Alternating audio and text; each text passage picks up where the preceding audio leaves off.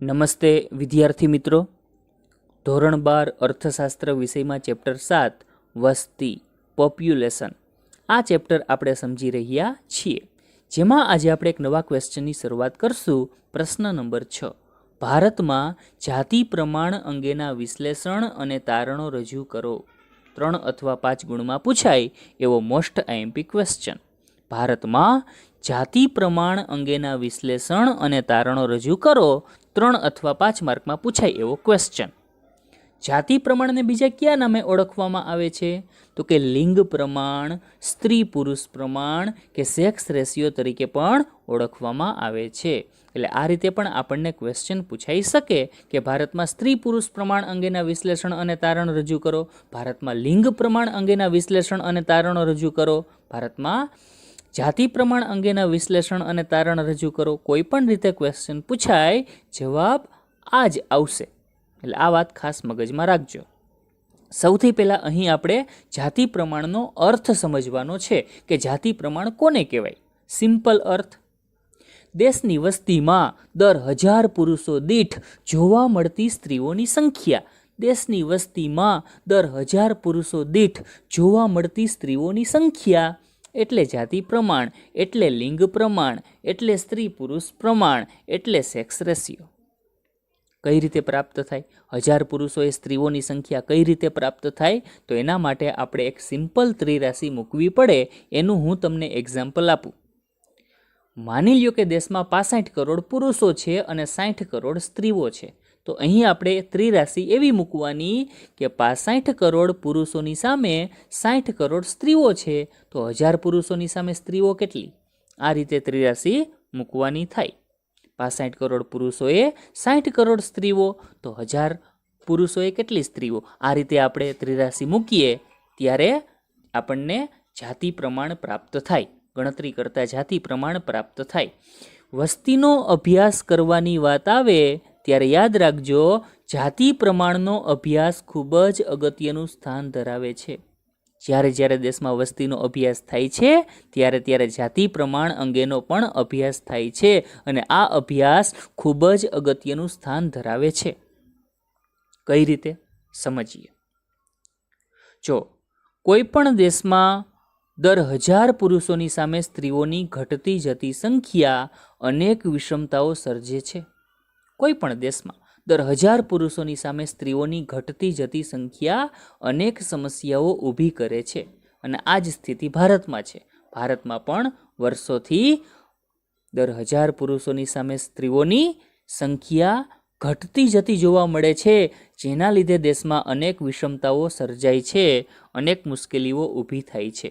જેમ કે કેવી મુશ્કેલી? તો કે લગ્નની બાબતમાં મુશ્કેલી, કૌટુંબિક સમસ્યા, પ્રજનનની બાબતમાં મુશ્કેલી, અને અર્થવ્યવસ્થામાં પણ અનેક મુશ્કેલીઓ સર્જાય છે.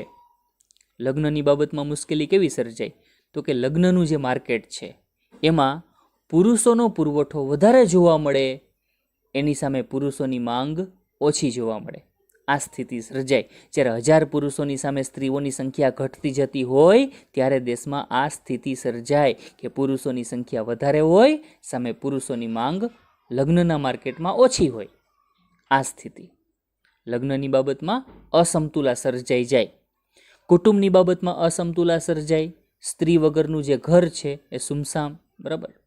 ઘરના કામકાજની મુશ્કેલી, અનેક મુશ્કેલીઓ કુટુંબમાં સર્જાય. કુટુંબ છે હંમેશા ટેન્શનમાં રહીએ કે જે તે વ્યક્તિના મેરેજ આટલા વર્ષો વયા ગયા તોય નથી થતા. આ પરિસ્થિતિ સર્જાય. કૌટુંબિક સમસ્યાઓ, કૌટુંબિક મુશ્કેલીઓ ઊભી થાય. કૌટુંબિક ચિંતામાં વધારો થાય. કોઈ ઘરમાં કોઈ પુત્ર કે જેની ઉંમર 35 વર્ષે પહોંચી ગઈ હોય, 40 વર્ષે પહોંચી ગઈ હોય, છતાં જો એના મેરેજ ન થઈ શક્યા હોય તો એ કુટુંબ છે એમાં અંદર ખાને એક મોટી ચિંતા જોવા મળતી હોય. આ સ્થિતિ હોય. પ્રજનનની બાબતમાં સમસ્યા, એટલે કે કુટુંબનો વંશ વેલો આગળ વધી શકે નહીં. કુટુંબનો વંશ વેલો આગળ વધારવામાં પણ મુશ્કેલી, અને અર્થવ્યવસ્થામાં પણ મુશ્કેલી સર્જાય. અનેક એવા છેતરપિંડી કરતા લોકો લગ્નની લાલચ આપીને ઘણા બધા પુરુષોને છેતરી લે છે. આ સ્થિતિ પણ અર્થતંત્રમાં સર્જાય છે.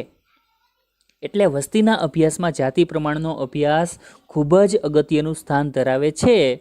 દર 1000 પુરુષોની સામે સ્ત્રીઓની ઘટતી જતી સંખ્યા દેશમાં અનેક વિષમતાઓ સમસ્યાઓ સર્જે છે, જેમ કે લગ્નની બાબતમાં, કુટુંબની બાબતમાં, પ્રજનનની બાબતમાં, અર્થવ્યવસ્થાની બાબતમાં અનેક સમસ્યાઓ ઊભી થતી જોવા મળે છે.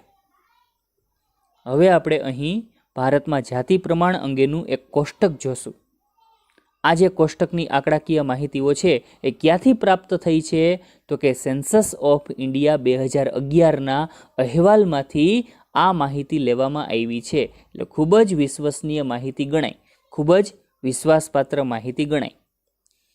જુદા જુદા વર્ષો આપ્યા છે અને જુદા જુદા વર્ષોની સામે 1000 પુરુષોએ સ્ત્રીઓની સંખ્યા ભારતમાં કેટલી છે અને ગુજરાતમાં કેટલી છે એ અંગેની ઇન્ફોર્મેશન અહીં પ્રસ્તુત છે. જોઈ શકો છો, 1901માં ભારતમાં 1000 પુરુષોની સામે સ્ત્રીઓ 972, ગુજરાતમાં 1000 પુરુષોની સામે સ્ત્રીઓની સંખ્યા 954. 1961માં 1000 પુરુષોએ સ્ત્રીઓની સંખ્યા 941, ગુજરાતમાં 1000 પુરુષોએ સ્ત્રીઓની સંખ્યા 940. 1991ની વાત કરીએ તો 1000 પુરુષોએ સ્ત્રીઓની સંખ્યા 927 અને ગુજરાતમાં 1000 પુરુષોએ સ્ત્રીઓની સંખ્યા 936. 2001ની વાત કરીએ તો ભારતમાં 1000 પુરુષોએ સ્ત્રીઓની સંખ્યા 933, ગુજરાતમાં આ સંખ્યા 921. અને 2011માં ભારત અને ગુજરાતમાં આ પ્રમાણ અનુક્રમે 940 અને 918 જેટલું હતું. આ ઇન્ફોર્મેશન, આંકડાકીય માહિતીઓ 1901, 61, 91, 111. આ રીતે આપણે વર્ષો યાદ રાખશું. 1901, 1961, 1991, 2001, 2011. 1, 61, 91, 111. ભારત અને ગુજરાતની આ જે ઇન્ફોર્મેશન છે એ યાદ રાખવા માટે આપણે એક શોર્ટકટ અપનાવીએ. કારણ કે આંકડાકીય માહિતી યાદ રાખવી આપણા માટે ખૂબ કમ્પલસરી છે. કારણ કે આંકડાકીય માહિતીઓ જો આપણને યાદ હશે તો જ આપણે આ માહિતી પરથી વિશ્લેષણો અને તારણો રજૂ કરી શકશું. એટલે આ માહિતી ખૂબ ઇમ્પોર્ટન્સ ધરાવે છે. તો સૌથી પહેલાં તો આપણે ભારતની માહિતી માટે અને ગુજરાતની માહિતી માટે શરૂઆતમાં 9નો આંકડો લખી નાખશું. 99999999999. ભારત અને ગુજરાત બંનેમાં 9. શરૂઆતમાં આપણે 9 લખી નાખશું. પછી ભારત માટે આપણે એક નંબર યાદ રાખશું, 72, 41, 27, 33, 40. 9 પછી લગાડવાના આંકડાઓ. બરાબર, પહેલાં શરૂઆતમાં આપણે કઈ લાઈન લખીએ છીએ? 9ની લાઈન, 99999. ગુજરાતમાં પણ એમ જ 99999. ભારત માટે આપણે એક નંબર યાદ રાખશું, 72, 41, 27, 33, 40. ત્યારે ગુજરાત માટે આપણે આંકડા આવી રીતે યાદ રાખશું, ઉતરતા ક્રમમાં. વચ્ચેનો આંકડો ઉતરતા ક્રમમાં જુઓ, 5, 4, 3, 2, 1 અને 40, 618. ઊભા આંકડા તમે જુઓ, 40, 618 એટલે કે 40, 618. એટલે આપણે આ રીતે માહિતીને યાદ રાખી શકીએ. 99999, 99999, 72, 41, 27, 33, 40, 5, 4, 3, 2, 1, 40, 618. એ રીતે આપણે આંકડાકીય માહિતીને યાદ રાખવા માટેની એક ટ્રીક અપનાવી શકીએ. એટલે 1000 પુરુષોની સામે સ્ત્રીઓની સંખ્યા છે. પેલા સમગ્ર ભારતને ધ્યાનમાં રાખીને માહિતી રજૂ થઈ છે અને માત્ર ગુજરાતની વસ્તીને ધ્યાનમાં રાખીને આ માહિતી રજૂ થઈ છે. 1, 61, 91, 111 આ વર્ષોની ઇન્ફોર્મેશન છે. હવે આપણે આ આંકડાકીય માહિતી ઉપરથી વિશ્લેષણો અને તારણો રજૂ કરવાના છે. તો સૌથી પહેલાં જોઈએ તો 1901 થી લઈ 1991 દરમિયાન તમે જુઓ, સમગ્ર ભારતમાં દર 1000 પુરુષોએ સ્ત્રીઓની સંખ્યા સતત ઘટતી જતી જોવા મળે છે. 1901 થી લઈ 1991 દરમિયાનની આ સ્થિતિ છે. કોષ્ટકમાં જોઈએ એટલે ખ્યાલ આવે કે ભારતમાં 1901માં 972, 1961માં 941 અને 1991માં 927. 1901 થી લઈ અને 1991 દરમિયાન ભારતમાં 1000 પુરુષોએ સ્ત્રીઓની સંખ્યા ઘટતી જતી જોવા મળે છે, 972, 941, 927. પણ હા, વર્ષ 2001 અને વર્ષ 2011માં સ્ત્રીઓની સંખ્યામાં નજીવો સુધારો માલુમ પડ્યો છે. સમગ્ર ભારતમાં સ્ત્રીઓની સંખ્યામાં નજીવો સુધારો માલુમ પડ્યો છે. 927 પછી જોઈ શકો છો 933 છે અને પછી 940 છે. એટલે કે નજીવો સુધારો થયો છે. 1000 પુરુષોએ સ્ત્રીઓની સંખ્યામાં નજીવો સુધારો થયો છે. 1901 થી લઈ 1991 દરમિયાન સમગ્ર ભારતમાં દર 1000 પુરુષોની સામે સ્ત્રીઓની સંખ્યા ઘટતી જતી જોવા મળે છે. પણ જ્યારે 2001 અને 2011ના વર્ષની જો વાત કરીએ તો સ્ત્રીઓની સંખ્યામાં નજીવો સુધારો જોવા મળ્યો છે. જે દેશમાં ચાલી રહેલા બેટી બચાવો અભિયાન તેમજ દીકરી જન્મને મળતા પ્રોત્સાહનોને આભારી છે. સમગ્ર ભારતમાં આજે એક અભિયાન ચાલે છે, બેટી બચાવો અભિયાન, તેમજ દીકરી જન્મને પ્રોત્સાહનો પૂરા પાડવામાં આવે છે. એજ્યુકેશનની બાબતમાં, હેલ્થની સેવા પૂરી પાડવાની બાબતમાં, શિષ્યવૃત્તિ આપવાની બાબતમાં અનેક રીતે દીકરી જન્મને પ્રોત્સાહનો પૂરા પાડવામાં આવે છે. જેના પરિણામ સ્વરૂપે, જેના ફળ સ્વરૂપે આપણે જોઈ શકીએ છીએ કે સમગ્ર ભારતમાં વર્ષ 2001 અને વર્ષ 2011ની વસ્તી ગણતરી સમયે 1000 પુરુષોની સામે સ્ત્રીઓની સંખ્યામાં નજીવો સુધારો જોવા મળ્યો છે. 927માંથી 933, 933માંથી 940. એક સારી વાત છે, સારા સંકેત છે. આ સુધારા ખૂબ ઈચ્છનીય છે. એક માર્કમાં તમને એવો ક્વેશ્ચન પૂછાશે કે 2001 અને 2011માં દર 1000 પુરુષોની સામે સમગ્ર ભારતમાં સ્ત્રીઓની સંખ્યામાં જે નજીવો સુધારો જોવા મળ્યો છે એ કોને આભારી છે? તો આપણો આન્સર હોવો જોઈએ કે સમગ્ર ભારતમાં જે બેટી બચાવો અભિયાન ચાલે છે તેમજ દીકરી જન્મને જે પ્રોત્સાહનો પૂરા પાડવામાં આવે છે એના હિસાબે આ પોસિબલ બન્યું છે. આ તો થઈ ભારતની વાત. સમગ્ર ભારતને ધ્યાનમાં લઈ અને આ વાત રજૂ કરવામાં આવી છે. પણ હવે આપણે માત્ર ગુજરાતની વસ્તીને ધ્યાનમાં રાખી અને આ બાબત રજૂ કરવાની છે. જો ગુજરાતની વાત કરીએ તો આપણે જોઈ શકીએ છીએ કે 1901થી લઈ 1901ના વર્ષથી લઈ અને 2011ના વર્ષ સુધી દર 1000 પુરુષોની સામે સ્ત્રીઓની સંખ્યામાં સતત ને સતત ઘટાડો થતો જોવા મળ્યો છે. ક્યાંય કોઈ આશાના કિરણ દેખાતા નથી. પરિસ્થિતિ બગડતી જાય છે. 1000 પુરુષોની સામે સ્ત્રીઓની સંખ્યામાં સતત ને સતત ઘટાડો થતો જોવા મળે છે. 954, 940, 936, 921 અને છેલ્લે 918. 2011ની વસ્તી ગણતરીના જે આંકડાઓ છે એ આપણા માટે એક માર્ક માટે ખાસ IMP છે. વિકલ્પ સ્વરૂપે પૂછાઈ શકે કે સમગ્ર ભારતમાં 1000 પુરુષોની સામે સ્ત્રીઓની સંખ્યા કેટલી? આપણો આન્સર હોવો જોઈએ 940. એવો પણ ક્વેશ્ચન પૂછાય કે ગુજરાતમાં 1000 પુરુષોની સામે સ્ત્રીઓની સંખ્યા 2011માં કેટલી હતી? આપણો આન્સર 918 હોવો જોઈએ. ગુજરાતમાં 1901થી લઈ અને 2011 સુધીમાં 1000 પુરુષોએ સ્ત્રીઓની સંખ્યામાં સતત ઘટાડો જોવા મળ્યો છે, જે ગુજરાત માટે સારા સંકેત નથી.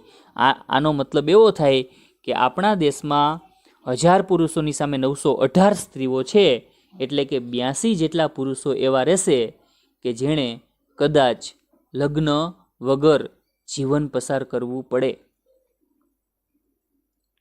ભારતમાં જે સમૃદ્ધ રાજ્યો છે, પંજાબ છે, હરિયાણા છે, ગુજરાત, આવા આર્થિક રીતે જે સમૃદ્ધ રાજ્યો છે, આવા સમૃદ્ધ રાજ્યોમાં જ સ્ત્રી પુરુષ પ્રમાણની અસમતુલા વધુ જોવા મળે છે. એટલે કે 1000 પુરુષોએ સ્ત્રીઓની સંખ્યા ઓછી જોવા મળે છે. એટલે કે સ્ત્રી પુરુષ પ્રમાણમાં અસમતુલા વધારે જોવા મળે છે, જે એક આશ્ચર્ય પ્રમાણે તેવી વાત છે.